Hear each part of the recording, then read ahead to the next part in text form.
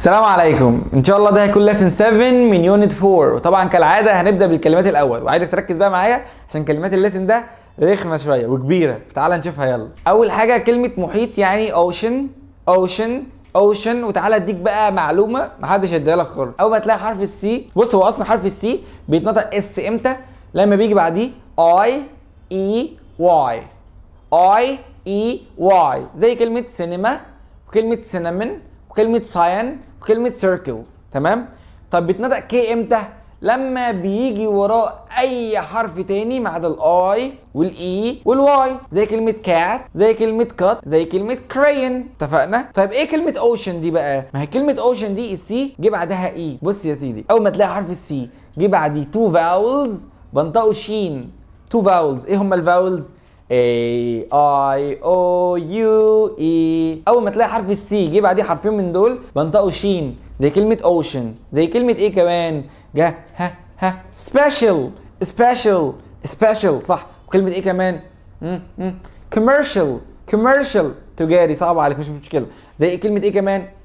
ancient ancient يعني قديم، صح؟ هو ده الكلام. يلا بقى بينا نكمل باقي الكلام. بعد كده عندي كلمة نهر يعني river river river river river. بص الار الاولانيه والار اللي في الاخر river river. موطن او مسكن الحيوان او موطن عموما للبني ادم، حتى عموما بنقول عليه habitat habitat habitat، يعني دي تنفع للحيوان وللانسان. habitat ودي ما تنسكش كلمه shelter اللي قلناها الكلاس اللي فات، مأوى، shelter. اما كلمه صحراء يعني desert، وخلي بالك دي باس واحده، عشان لو حطيت نفس الكلمه اس كمان هتبقى dessert، ودي معناها تحليه او حلويات بناكلها بعد الاكل. dessert ماليش دعوه بيه، انا عايز desert. الجو لو سخن بنقول عليه حار. it's very hot. بص لو انا عايز اقول كلمه رمله يعني ساند، اما لو عايز اقول بقى دي رمليه او جبال رمليه او مثلا حاجه رمليه بنقول عليها ساندي. ولو واحده اسمها ساندي انا ماليش دعوه باسمها خالص. بعد كده عندي كلمه اماكن مختلفه اسمها different places. وعندي كلمه غابه قلناها في 4 lessons قبل كده، هنقولها تاني يعني forest. ولو جه في بالك انك ما جاش في بالك ان هي جت فورست قبل كده. عندي بقى كلمه حيوانات يعني animals. بعد كده عندي الميه المالحه، ميه البحر طبعا اللي بننزل فيها بنروح نصيف فيها، دي اسمها salt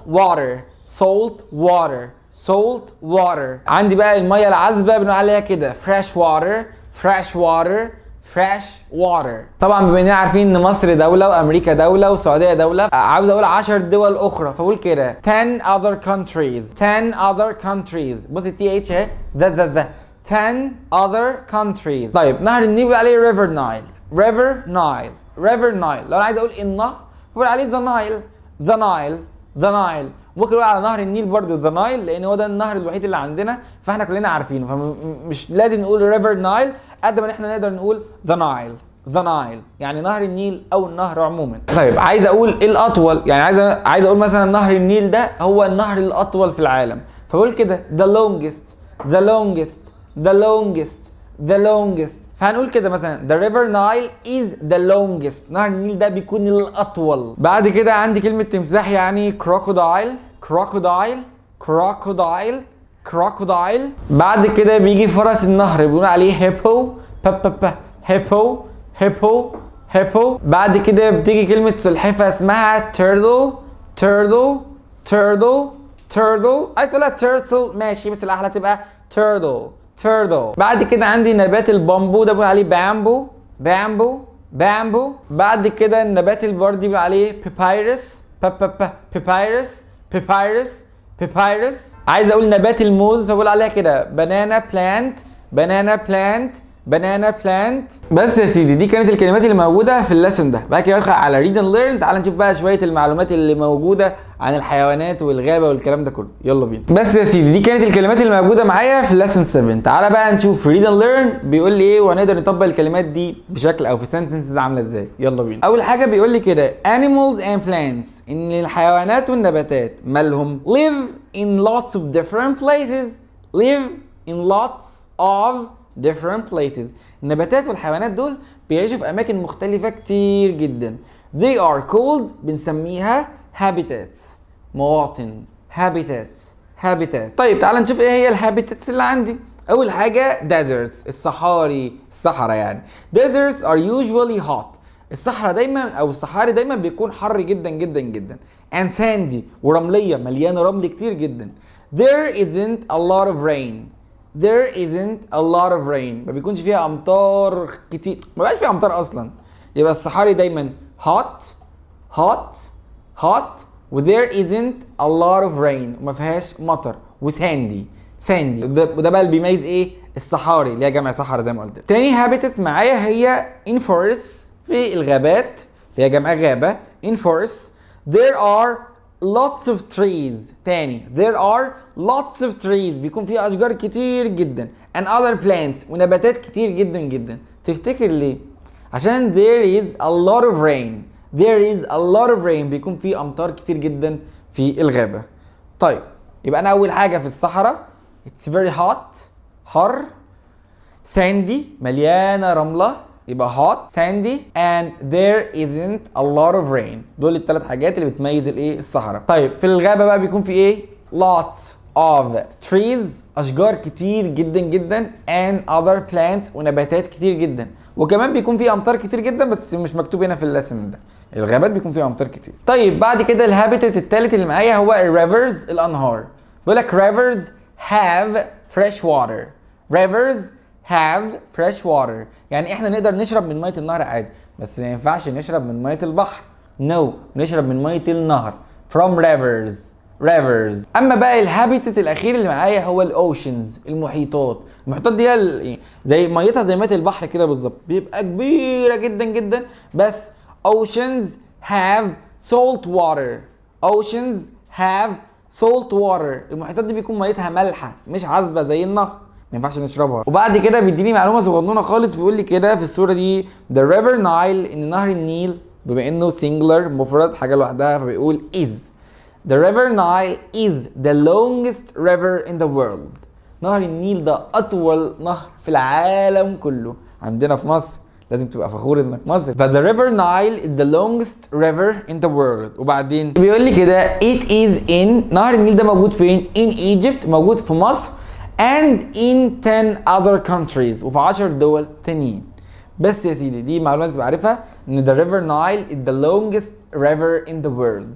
The river Nile is the longest river in the world. بس وبكده خلصنا يونت 4. تعمل هوم ورك والاكسرسايز وتحل التست وتقول لي جبت فيه كام، وهستناك في يونت 5. باي. طيب ان شاء الله ده هيكون كلاس نمبر 7 في الجرامر، والنهارده هنفصل بقى بحاجه جديده. بدل بقى ما خدنا البريزنت سيمبل المفروض ناخد تنس جديد. تنس يعني زمن، بس النهارده هناخد بقى حاجه مشهوره جدا وكلنا عارفينها وكمان علينا في المناهج. هي كان اللي هي استطيع، كان والنفي بتاعها طبعا هو can't. طيب كان دي من الهيلبينج فيربس، من حاجه اسمها موديل فيربس. قلت لك عليها قبل كده بس تقريبا انت نسيت. الموديل فيربس يعني الافعال الناقصه زي will وود وكان وكود، كان وكود، شال وشود وماي ومايت وماست. طيب هي عندي بقى هي كان دي من الموديل فيربس الافعال الناقصه، ودي بمعنى يستطيع.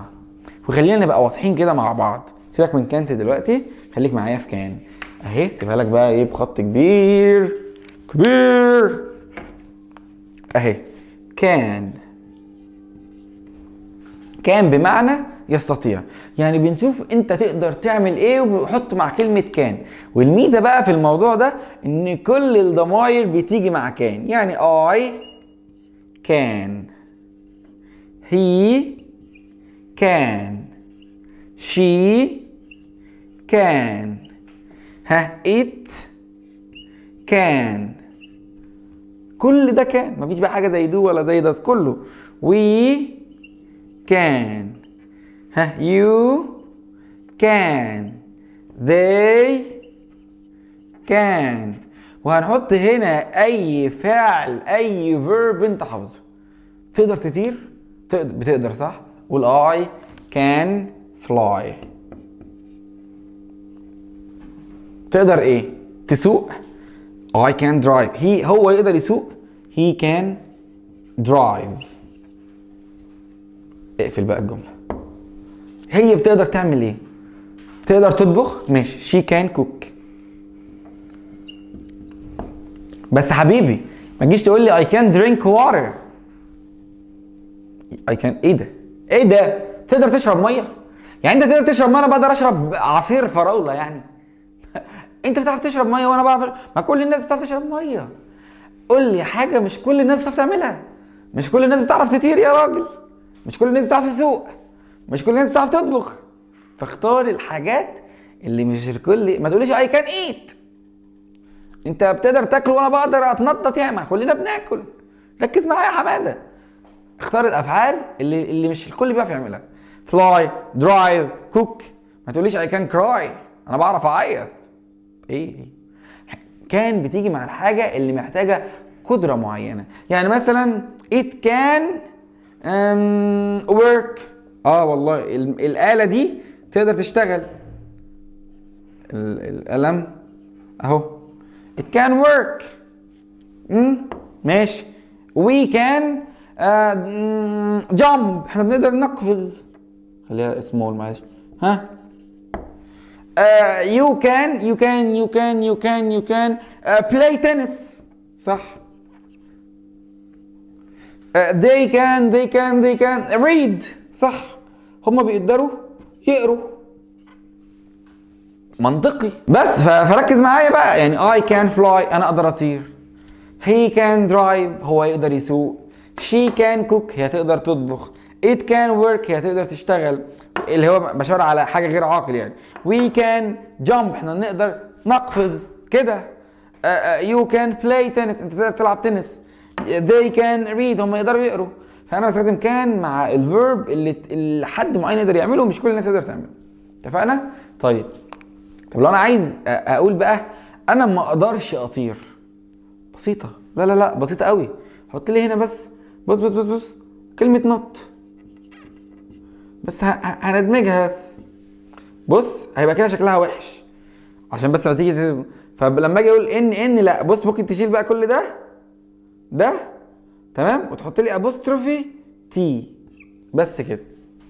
بدل تقول لي كان نوت لا خليها كانت تي على طول وابوستروفي في النص. اسمها ابوستروفي. ها يلا عايز اقول هو يقدر يسوق. طب عايز اقول هو ما يقدرش يسوق عادي اهي ابوستروفي تي. طيب عايز اقول شي كان كوك. عايز اقول هي ما تقدرش تطبخ. هي ما تقدرش تطبخ. اعمل ايه؟ عادي خالص. هتحط ابوستروفي تي. it can work. عايز ما تقدرش تشتغل اهي ابوستروفي تي. we can play. طب او we can jump. ما نقدرش ننط اهو ابوستروفي تي. طب you can play tennis. لا ما بيقدرش ابوستروفي تي. طب they can read. لا ما بيعرفوش يقروا. ما بيعرفوش ابوستروفي تي. خلصت. يبقى كان يقدر يعمل حاجه. كانت ما يقدرش يعمل حاجه. والاجانب لو بيقولوا كانت فهم ما بيقولوش كانت. بيقولوا كان وبيتكوش على التيلي في الاخر. بس بيبان من سياق الكلام. ما تشغلش بالك. كان يعني يقدر يعمل. كانت ما يقدرش يعمل. طيب يا مستر ايه الخطوه اللي بعد كده؟ ركز معايا. كده كونا الجمله وبعدين نفيناها. ايه الخطوه اللي بعد كده؟ الخطوه اللي بعد كده يا مستر تقول لي هو بيقدر يعمل حاجه ولا لا. طب ازاي يا مستر؟ يعني مثلا لو هي بيقول لك you can read. دي المفروض سمول. ها read. انت تقدر تقرا.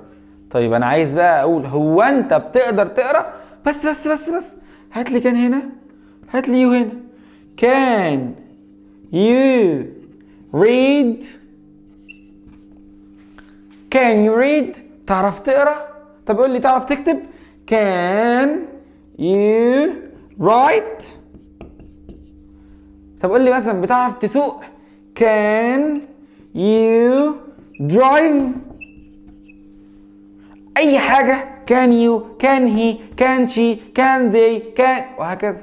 طب قول لي هل هي بتعرف تغني؟ اي can she sing.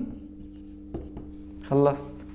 عايز اقول yes كوما I can she can you can it can أو no she can't. خلصت. فانت معاك دلوقتي جملة هنعمل فيها ايه؟ هنكونها وننفيها ونسأل عليها سؤال. بتقول I بلاش خليها مثلا they can write. هما يقدروا يكتبوا. يلا عايز اقول هما ما يقدروش يكتبوا. they can't write. عايز اقول هما بيقدروا يكتبوا. can they write. ايوه بيقدروا. yes they can. لا ما بيقدروش. no they can't. وده كان الكلاس بتاعي النهارده. نعبر عن حاجات بنقدر نعملها، حاجات ما نقدرش نعملها، ونسأل عليها ان كنا بنعرف نعملها ولا لا، واجابة السؤال. وبس كده يكون خلصنا كلاس نمبر 7. هستناك في كلاس نمبر جدع كلاس نمبر 8. وبس الهوم ورك بتاعك جروب الفولوينج اب والاكسرسايز والبراكتسنج، وتستناني بقى في كلاس نمبر 8. باي.